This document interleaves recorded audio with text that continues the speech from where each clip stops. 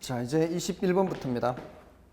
자, 21번은 화폐 시간 가치에 대한 거죠. A가 현재 받을 채권 1억 원이 있습니다. 현재 하면은 이렇게 여기다 1억을 써야 되는 거죠. 이것을 10년간 매년 연말 나누어서 집을 받고자 하는 경우 매년 연말 받게 되는 금액은 지금 이걸 묻고 있습니다. 이렇게.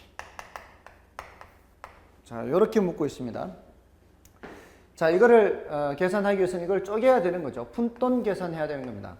푼돈 계산하는 것은 1억에다가 저당상수 또는 감채기금계수인데 이런 경우에 현재 돈을 쪼갤 때는 저당상수를 곱하는 거죠.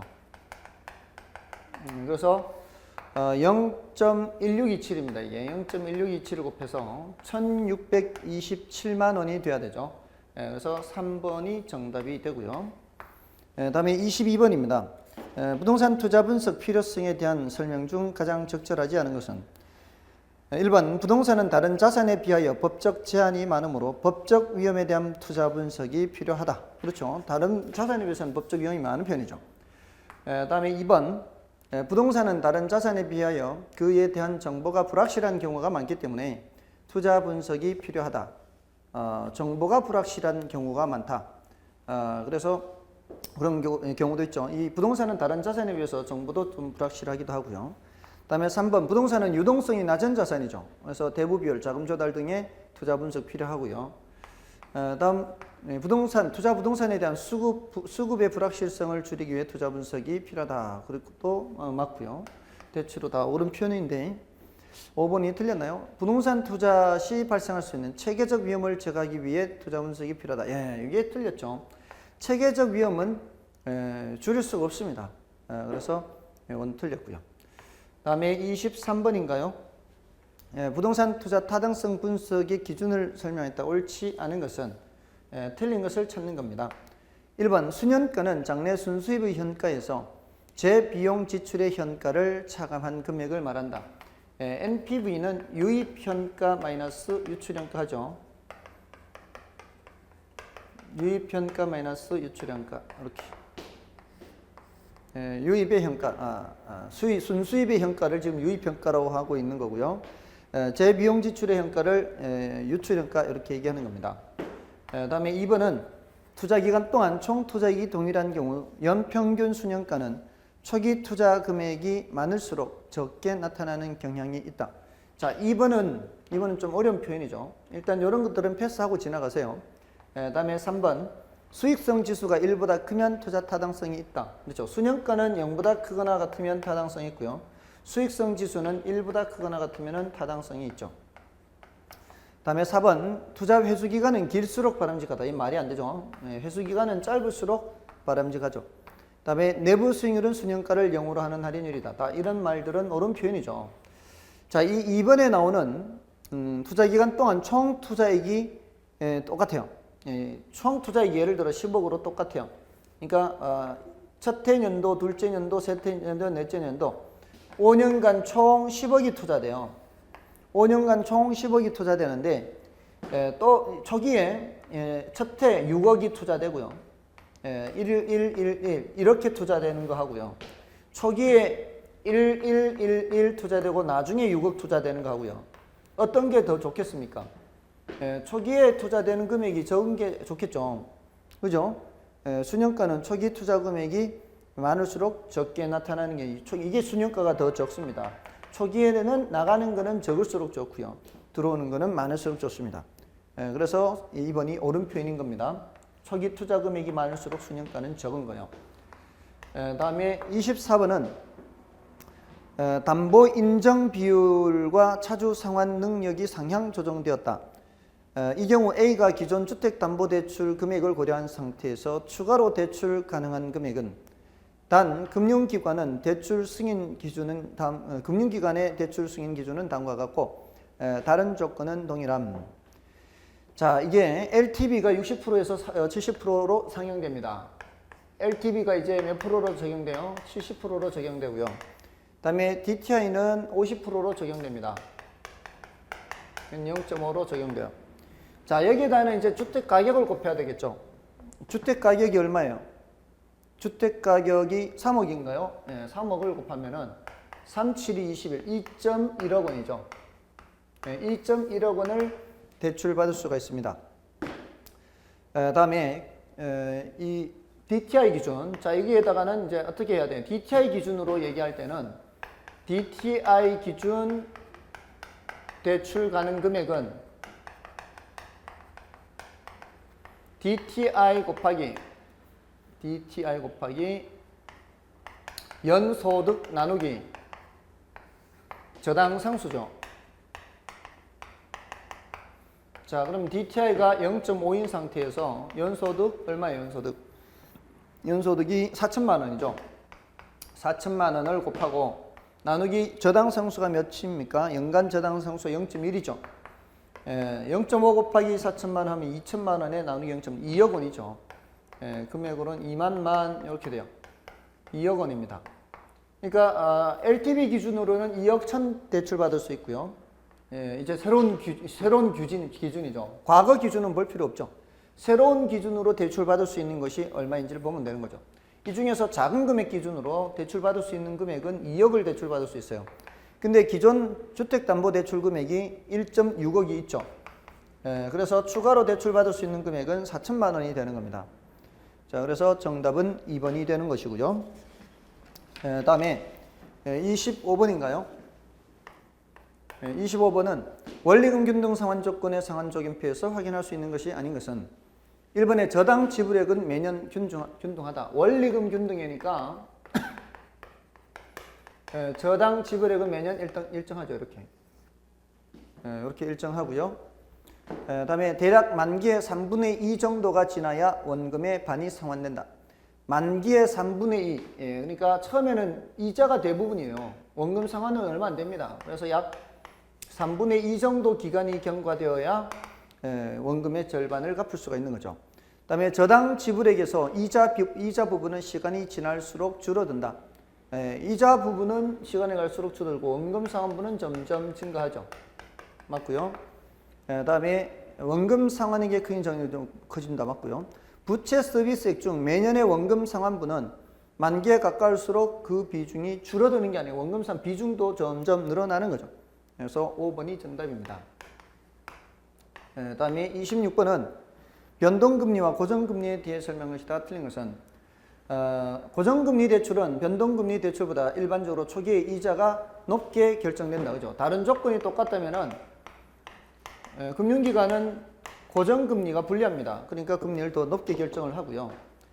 다음에 시장 이자율이 약정 이자율보다 낮아지면 고정금리 대출 차입자에게 조기 상환할 요인이 생긴다. 자, 이게 고정금리로 대출을 이렇게 받는단 말이에요. 고정금리로 대출 받는데 시장 이자율이 약정 이자율보다 이렇게 낮아져. 이게 시장 이자율이 낮아지면은 자꾸 낮아지게 되면은 이 금리 차이가 발생하죠. 이러면 기존 고정금리 대출 차입자의 입장에서는 조기 상환할 요인이 생기죠. 2번 옳은 표현이고요. 그다음에 3번 대출기관은 이자율 변동에 따른 손실 위험을 회피하기 위하여 변동금리 대출 상품을 판매한다. 그렇죠?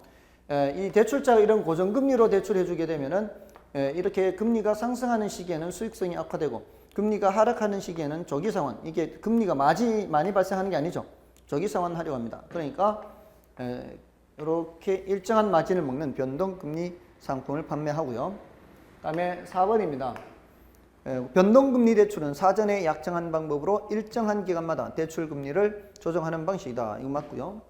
5번은 고정금리 저당 대출에서 시장 이자율이 상승할 경우, 자, 고정금리 대출에서 시장 이자율이 상승할 경우 대출 기간은 기존의 대출을 그대로 유지하려는 반면에 시장 이자율이 하락하는 경우에는 대출형 조기 상환을 유당해. 이 말이 거꾸로 됐죠. 5번이 틀렸습니다. 이때는 이제 조기 상환을 유도해야 되고요. 이때는 조기 상환 수수료를 매겨야 되겠죠. 조기 상환하지 못하게. 그래서 5번 정답이고요. 그다음에 27번입니다. 2차 저당 시장 및 관련 상품에 대한 설명 중 틀린 것은 1번 2차 저당 시장의 발달은 대출기관의 융자 여력을 높여서 주택금융을 활성화하는 데 크게 기여할 수 있다. 그렇죠. 2차 시장이 발달되면은 금융기관이 돈이 부족할 때 갖고 있는 채권을 팔아서 1차 금융기관, 2차 금융기관 이렇게 했을 때 1차 금융기관이 보유하고 있는 채권을 팔아서 다시 뭐를 마련하는 거예요? 현금 마련하는 거죠. 채권을 양도하고 그 대금이 이쪽으로 넘어오게 되면은 이 대출을 좀 더 쉽게 할 수가 있는 거죠. 그다음에 이번에 1차 저당 시장에서 적용되는 수익률보다 여기 적용되는 수익률보다 2차 저당 시장에서 적용되는 수익률이 더 높은 것이 일반적이다. 아니죠. 여기서부터 금리가 점점 이렇게 떨어지죠. 경비가 발생하기 때문에 금리가 점점 떨어집니다. 그래서 2번 틀렸고요. 그다음에 3번에 주택저당대출 채권 집합으로부터 발행되는 주택저당증권 중 MBS죠. MBS 중 주택저당대출 채권의 상환기간보다 여기에 상환기간 이걸 말하는 거죠. 이 상환기간보다 단기의 원금과 이자의 상환이 완료되는 주택저당증권도 만들 수 있다. 그렇죠. 여기가 채권이 기간이 10년, 15년, 20년 이렇게 돼도 이 저당채권 집합의 만기가 10년, 15년, 20년 돼도 이 MBS의 만기는 3년, 4년, 5년, 1년 뭐 이런 거 얼마든지 만들 수 있다 이 말입니다. 그다음에 2차 저당시장에서 발행되는 주택저당증권은 여기서 발행되는 MBS는 부채증권이나 부동산 투자회사가 발행하는 주식은 지분증권이다. 그렇죠. MBS는 부채증권, 리츠는 지분증권 이렇게 되죠. 그다음에 우리나라의 경우 한국주택금융공사나 유동화 전문회사는 저당대출의 유동화 업무를 담당하고 있다. 그렇죠. 여기 유동화 중개기관이죠. 유동화 중개기관으로서 우리나라에서 한국주택금융공사가 있고요. 또 누가 있어요? SPC가 있죠. 특수목적회, 특별목적회사 뭐 이렇게 Special Purpose Company 해서 유동화 전문회사가 있습니다. 그래서 정답 2번이었고요. 다음에 28번은요. 28번은 리츠에 대한 거죠. 리츠. 부동산 투자회사법상 부동산 투자회사에 대한 설명으로 옳지 않은 것은 1번 자기관리 부동산 투자회사의 최저 자본금은 70억 원 이상이어야 한다. 맞죠? 이 자기관리는 70억 이상, 자기관리는 70억 이상. 위탁관리와 기업 구조조정 요거는 50억 이상이죠. 최저 자본금이 이렇게 됩니다. 다음에 2번은 자기관리 부동산 투자회사의 경우 2016년 12월 31일까지 상법의 규정에 의한 이익배당 한도의 100분의 50 이상을 주주에게 배당하여야 하며 이 경우 상법의 규정에 의한 이익준비금을 적립할 수 있다.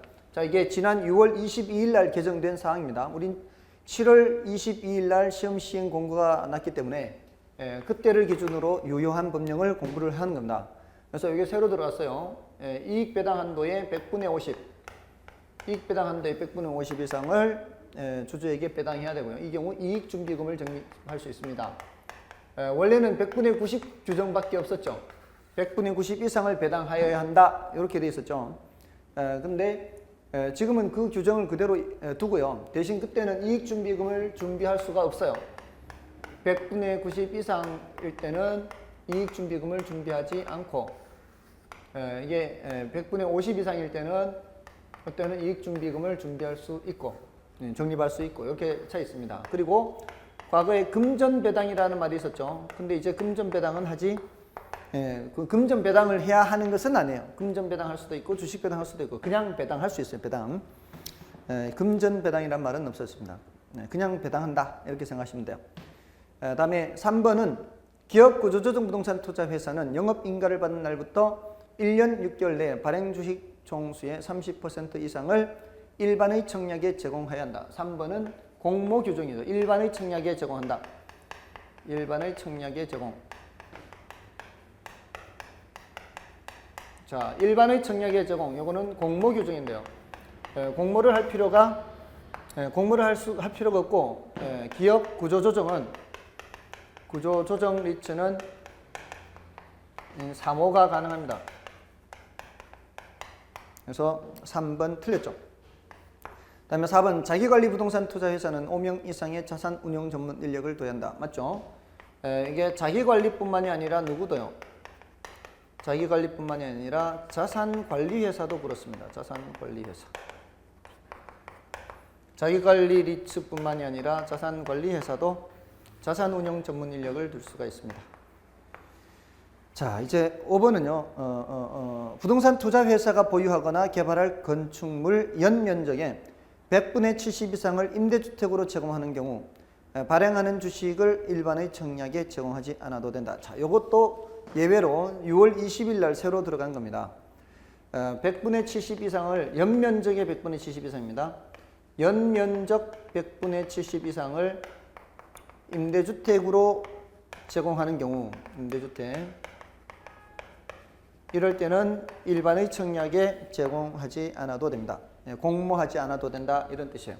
지금 요 놈하고요 5번 지문하고 여기 2번 지문 여기에 새로 개정된 사항이 지금 출제가 된 겁니다. 알아두시고 참고로. 다음에 29번은 부동산 관리 방식에 대한 다음 설명 중 옳지 않은 것은 1번 위탁 관리의 경우 자가 관리에서 발생할 수 있는 관리 업무의 타성화가 방지될 수 있다. 그렇죠. 위탁 관리의 장점 중에 하나죠. 다음에 2번 자가 관리의 경우 오래된 방식으로 관리자의 부동산에 대한 이 자가 관리의 경우 가장 오래된 방식이죠. 관리자의 부동산에 대한 애호정신이 높고 기밀 유지에도 유리하다. 옳은 표현이다 라고 볼 수 있고요. 다음에 3번 위탁 관리를 통하여 자사의 참모 체계를 단순화할 수 있다. 위탁 관리하면은 다른 사람에게 맡기는 거죠. 여기서 자사의 참모 체계를 단순화할 수 있다. 이거는요. 지금 일단 옳은 표현인데 규모가 큰 회사를 생각하세요. 규모가 큰 회사가 직접 관리하다가 직접 부동산을 관리하는 거예요. 규모가 큰 회사 직접 부동산을 관리하면은 그 부동산 관리 팀이 있어요. 부서. 부동산 관리 부서가 있어야 되죠. 근데 이 규모가 큰 회사가 직접 하던 관리를 위탁하게 되면요. 그러면 이 부서가 있을 필요가 없죠. 자사의 참모 체계를 단순화할 수 있는 겁니다.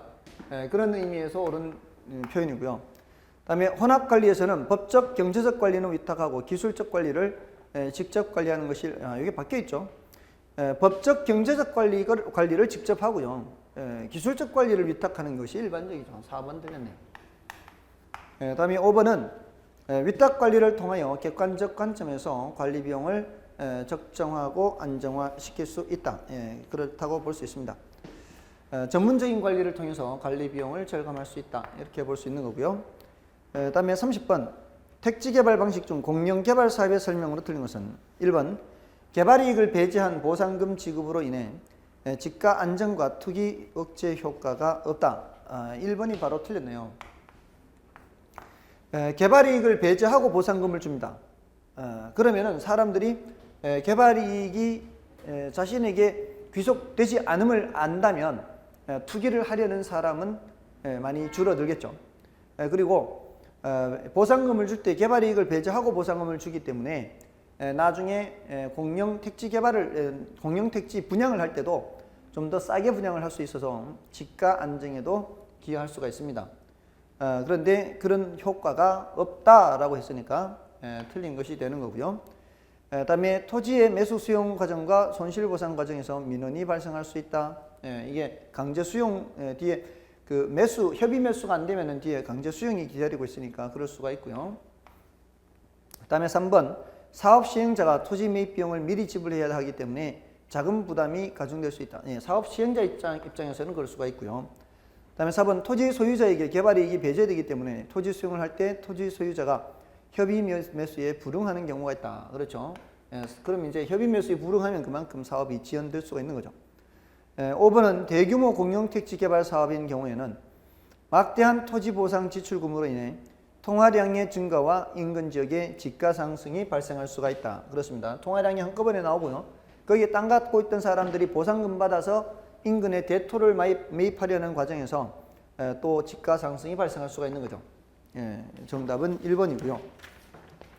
다음에 31번인가요? 생산 요소의 대체성과 도시지대와의 관계를 설명한 것 중 틀린 것은 자, 생산 요소의 대체성이라고 하는 것은 생산 요소 하면은 노자토가 있죠. 노자토라는 생산 요소에서 어떤 생산 요소를 다른 생산 요소로 바꾸는 겁니다. 자, 그럴 때 얼마나 다른 생산 요소로 바꾸기가 쉽냐, 어렵냐, 요것 따지는 것이 바로 생산 요소의 대체성과 관련된 내용입니다. 자, 그 중에서 1번은 생산 요소의 대체성은 기업이나 산업의 종류에 따라 달라지지는 않지만 생산 요소의 상대적 가격에 의해서 달라진다. 자, 이게 둘 다에 의해서 달라집니다. 기업이나 산업의 종류에 따라서도 달라집니다. 예를 들어 산업의 종류 볼까요? 1차 산업, 2차 산업, 3차 산업 생각해 보십시오. 1차 산업 농업 해보십시오. 농업이라는 그 산업에서 토지와 자본의 대체 관계를 생각해 보세요. 토지를 좀 더 적게 사용하고 자본을 좀 더 많이 사용한다. 자, 근데 이게 어느 정도까지는 가능할 수도 있지만 한계가 있죠. 농사를 짓는데 1층에다가 벼를 심고 2층에다 보리를 심고 3층에다 배추를 심고 이게 불가능하죠. 근데 똑같은 토지라 해도요.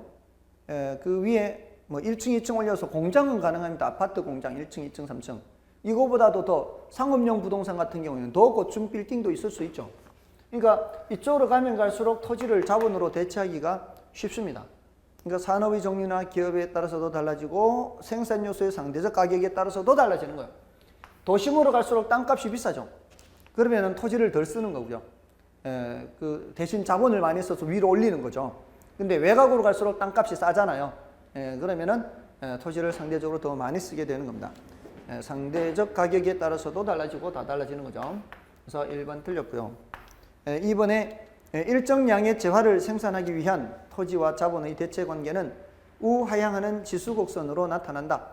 우하향하는 지수곡선으로 나타난다는 것은 이렇게 되는 겁니다. 이렇게. 여기가 이제 토지가 있고요. 여기가 자본이 있다면 여기가 똑같은 열마를 생산하는 겁니다. 여기 예를 들어서 쌀 열마를 생산하기 위해서 토지를 많이 사용하고 자본을 적게 사용하기도 하고요. 일정한 간격으로 간다고 생각해보세요. 일정한 간격으로. 똑같은 열마를 생산하는데 자본을 하나씩 늘리는 거예요. 자본을 하나씩 늘릴 때 처음에는 토지를 많이 줄여도 돼요. 처음에는 토지를 많이 줄여도 되는데 가면 갈수록 토지를 줄이는 양이 점점 줄어든 거예요. 이렇게. 그래서 이것이 이 우하향하는 직선, 지수곡선으로 나타난다는 얘기가 이게 점점 줄어든, 점점 토지가 귀해지기 때문에 이 처음에는 많이 줄여도 됐지만 나중에는 조금밖에 못 줄이는 거예요. 이렇게 되는 거를 이제 요 선을 등량곡선이라 그래. 등량곡선. 같은 양을 생산하는데 투입되는 생산 요소들을 나타내는 곡선을 말하는 겁니다.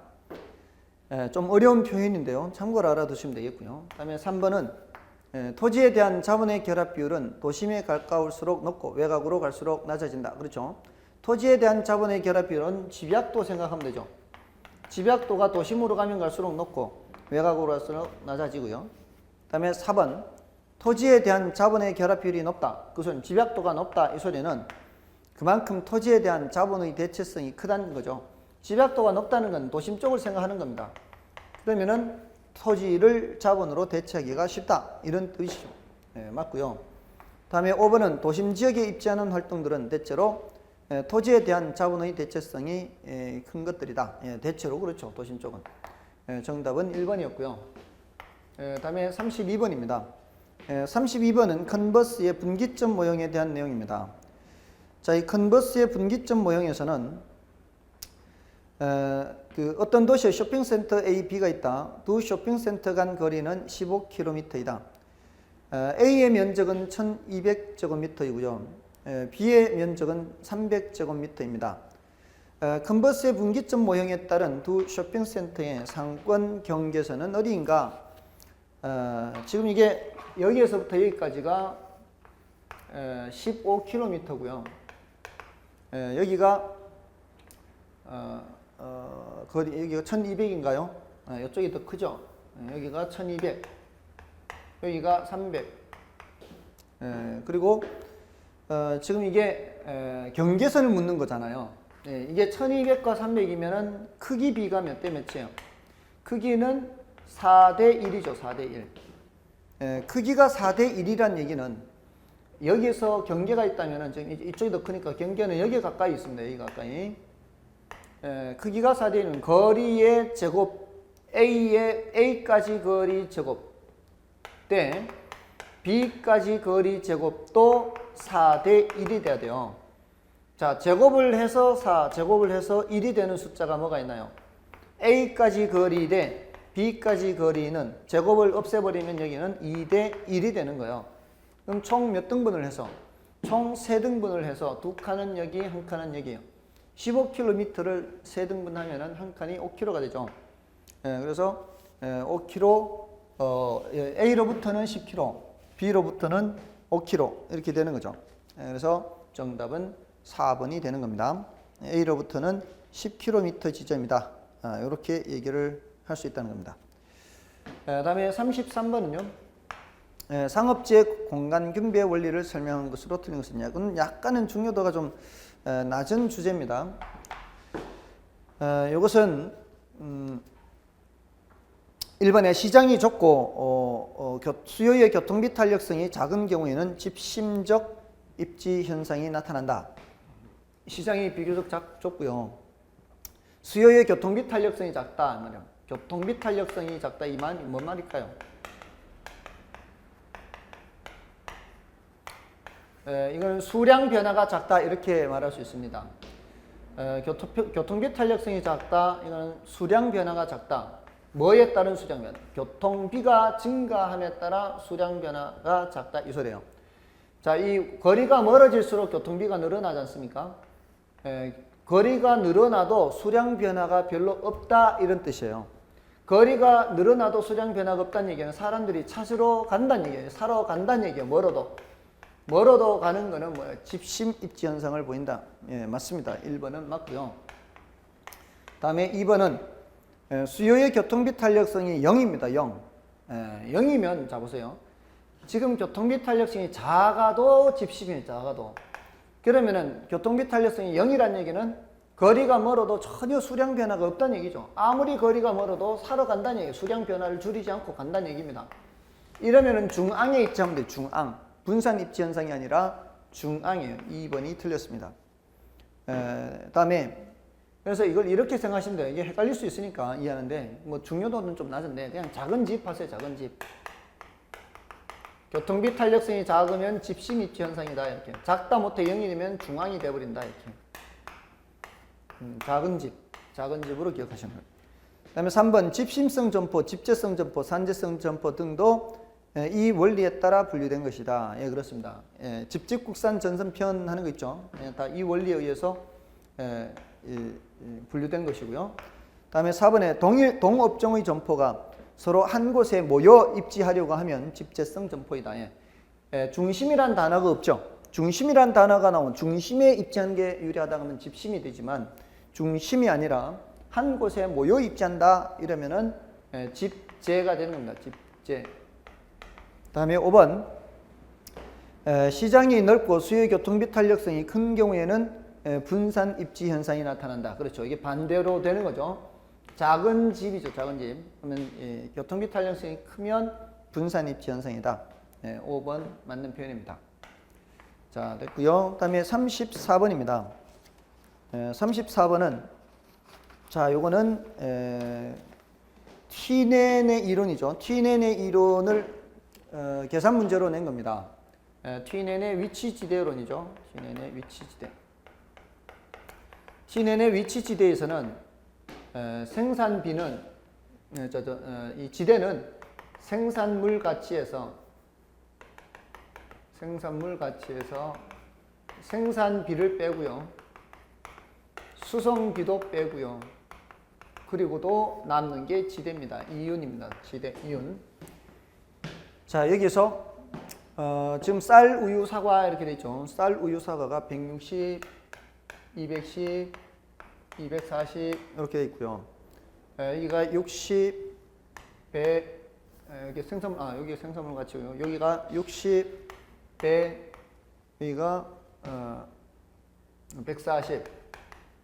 그다음에 수송비가 5, 6, 7이에요. 5, 6, 7. 근데 이게 15km인 지점, 거리가 15km인 지점에서도 이윤이 있어야 돼요.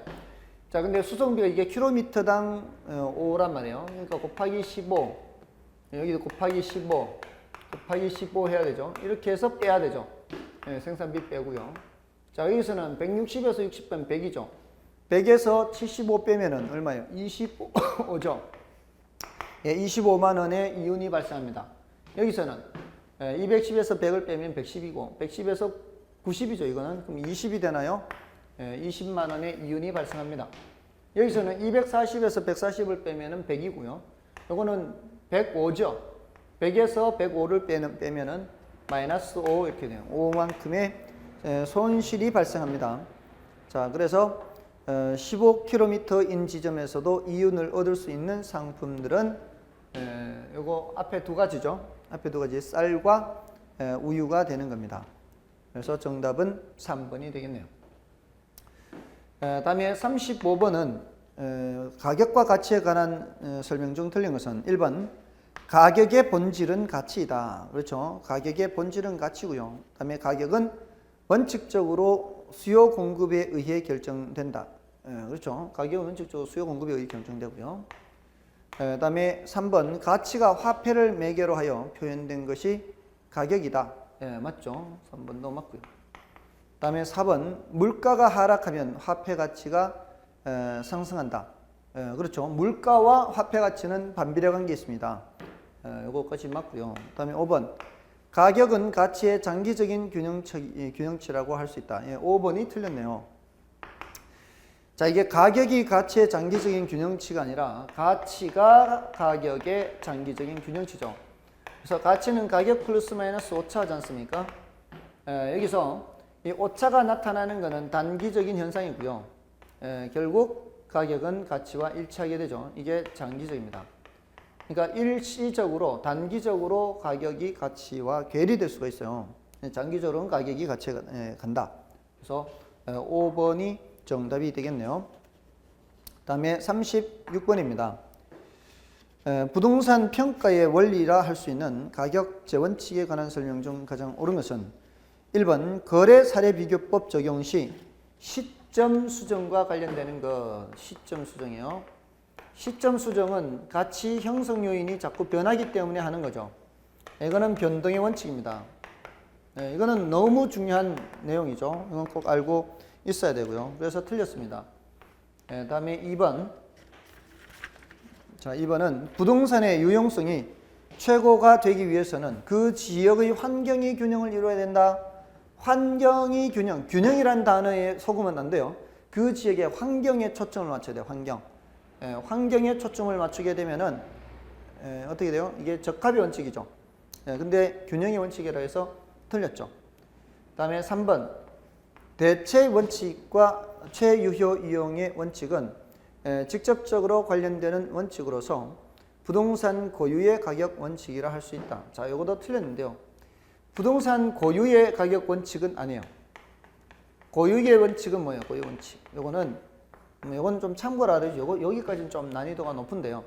부동산 고유의 원칙은 적합의 원칙하고요. 그다음에 최유효 이용 원칙이에요. 이거는 부동산의 특성 때문에 그렇습니다.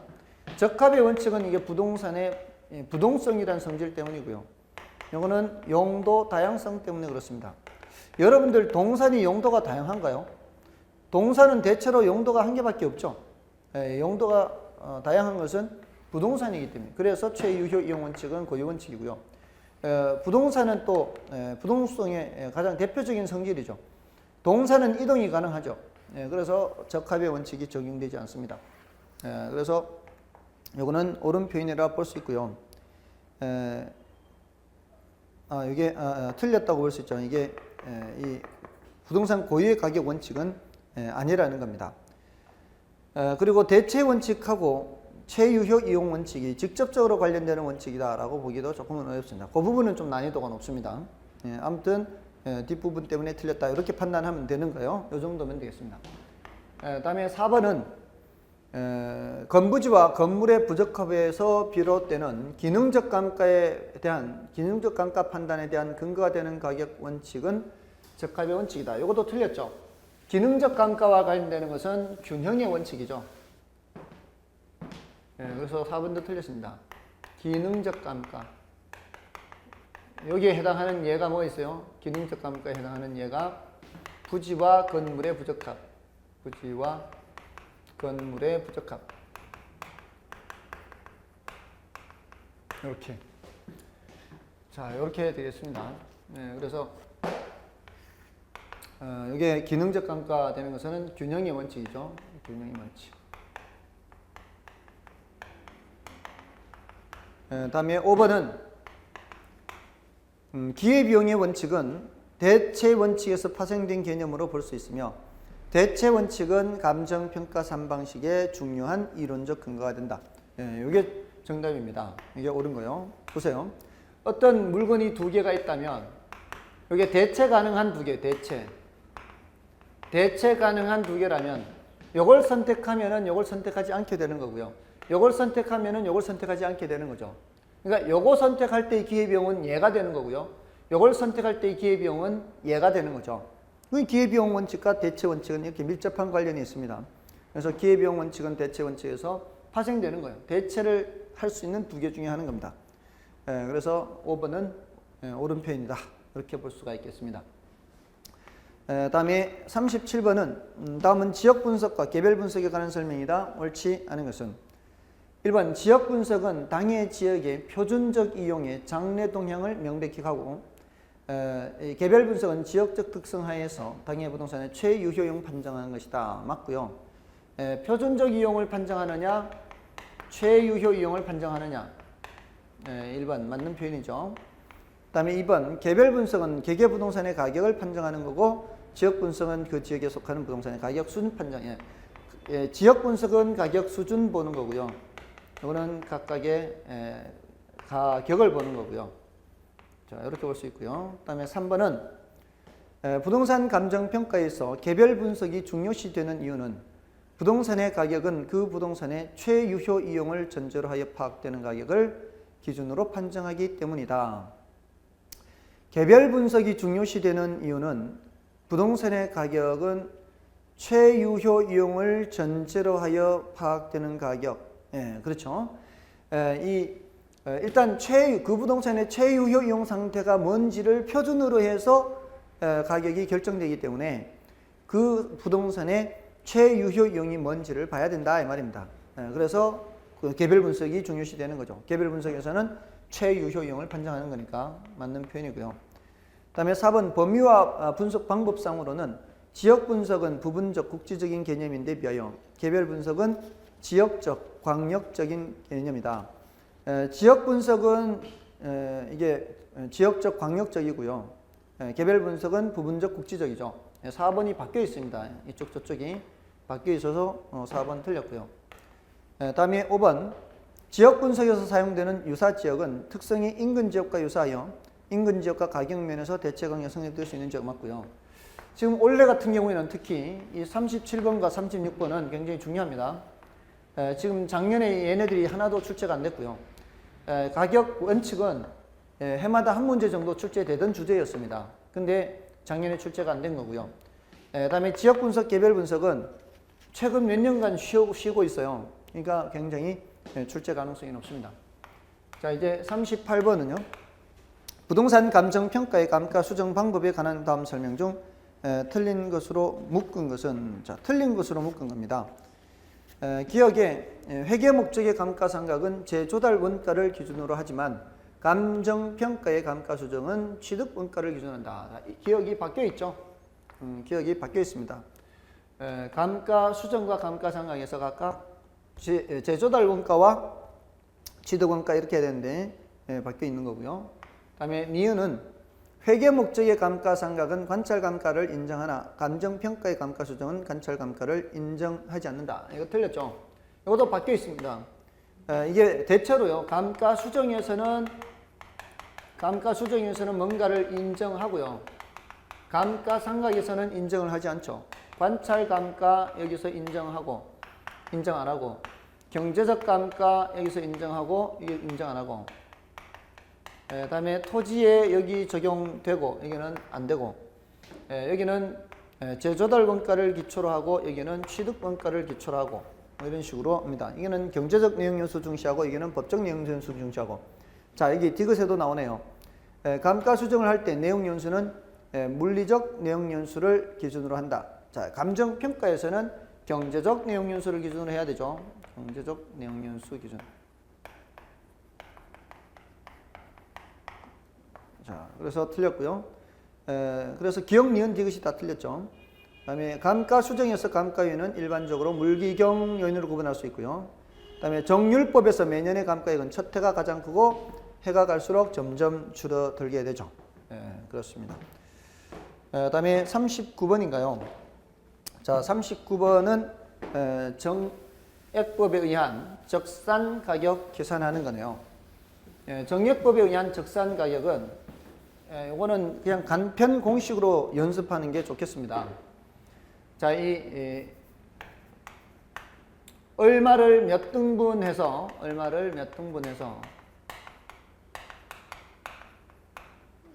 몇 년 경과됐느냐, 이게 가장 중요합니다. 몇 년 경과됐냐. 이것만 하면 끝이에요. 예를 들어서 지금 이게 재조달 원가를 100%로 잡아요. 그래서 내용 연수가 만료됐을 때 10%가 남는다. 그러면은 90%를 감가시키는 거예요. 90%를. 이게 얼마를에 해당하는 거예요. 그럼 다음에 몇 등분 하느냐 하는 건 여기서부터 여기까지 몇 등분 하느냐 하는 거잖아요. 90%를 몇 등분 하느냐 하는 것은 요거는 전체 내용 연수예요. 전체 내용 연수. 그다음에 몇 년 경과됐냐. 이게 물건이 새 거라면 100% 가치를 갖겠지만 그 경과된 만큼을 그 몇 등분 했는 것만큼 이렇게 떨어뜨려야 되죠. 이렇게만 하면 끝이에요. 자, 그래서 100% 빼기 이 물건이 새 거라면 100%겠지만 여기서 빼는 작업을 해야 되죠. 이 경과된 만큼을. 그래서 얼마를 여기 90%를 이 문제에서는 90%래요. 90%를. 왜냐하면 내용 연수가 만료할 때 10%가 잔가율이 10%가 있으니까 90%를 몇 등분하면 전체 내용 연수로 나눠야 돼요. 준공 후 10년이 경과했고요. 잔존 연수가 30년이에요. 그러면은 모두 40등분을 해야 돼요. 그리고 준공 후 10년이 경과했기 때문에 자, 이렇게 10년이 지난 겁니다. 10년. 자, 이게 끝이에요. 전체에서 얼마를 몇 등분했고 몇 년이 경과됐느냐. 끝입니다. 거기에다가 여기 재조달 원가만 곱하면 돼요. 재조달 원가는 제곱미터당 150만 원인데 이게 300제곱미터예요. 자, 이렇게 곱하면은 된다 이 말입니다. 자, 이렇게 하면은 이거 0. 몇이에요? 여기 0.225 나오나요? 10 곱하면은 그럼 여기 1을 빼면은 0.775가 되나요? 맞나요? 0.9 나누기 4, 0.225, 0.25 맞죠? 0.025. 여기서 뭐를 곱하면 돼요? 곱하기 4억 5천 하면 되죠. 4.5억. 4.5억. 자, 이렇게 곱하면 얼마 되나요? 0.775 곱하기 4.5 하면은 정답은 3억 4,870만 원. 3점 얼마 나오고 있죠? 3.4875. 3억 4,875 이렇게 되겠죠. 됐나요? 자, 이런 식으로 해서 계산을 하면 돼요. 얼마를 몇 등분해서 몇 년 지났냐? 재조달 원가 곱한다. 끝입니다. 자, 이런 형태 말고는 패스하면 되겠죠.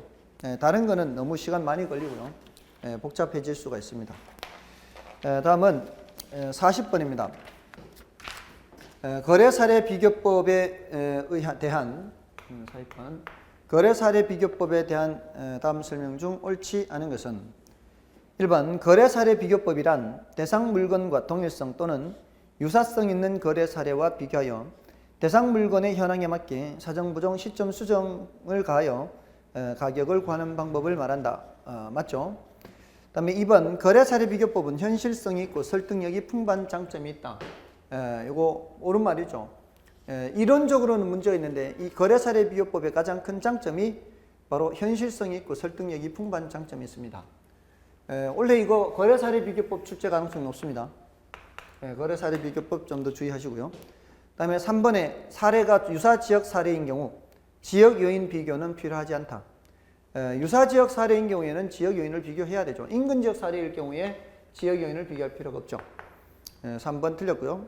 그다음에 대상 부동산이 목적 건물인 경우 거래 사례가 석조 건물이라면 비교 가능성이 낮으므로 사례로서 적당하지 않다. 그렇죠. 그다음에 5번 표준지 공시지가를 기준하여 가격을 산정하는 방법도 산정하는 것도 비교 방식으로 볼 수 있다. 그렇죠. 5번은 이제 공시지가 기준법이죠. 공시지가 기준법도 무슨 법으로 볼 수 있다? 이것도 비교 방식으로 볼 수 있다. 표준지 공시지가를 기준하는 거죠. 다음에 3번이 정답이었고요. 나머지가 다 됐죠. 다 됐습니다. 더 이상 설명드릴 게 없고요. 자, 이렇게 해서 좀 봐주시고요. 지금 제가 수업을 설명을 드리면서 뭐 요거 조금 출제 가능성이 높다, 원래 좀 더 높다 이런 것들을 좀 더 주의를 해서 봐주시기 바랍니다. 나중에 제 백선을 통해서 좀 더 말씀을 드리겠지만 지금 최근에 출제됐던 경향에 비추어서 그러하니까 그걸 좀 더 주의를 하시기 바랍니다. 애쓰셨습니다. 감사합니다.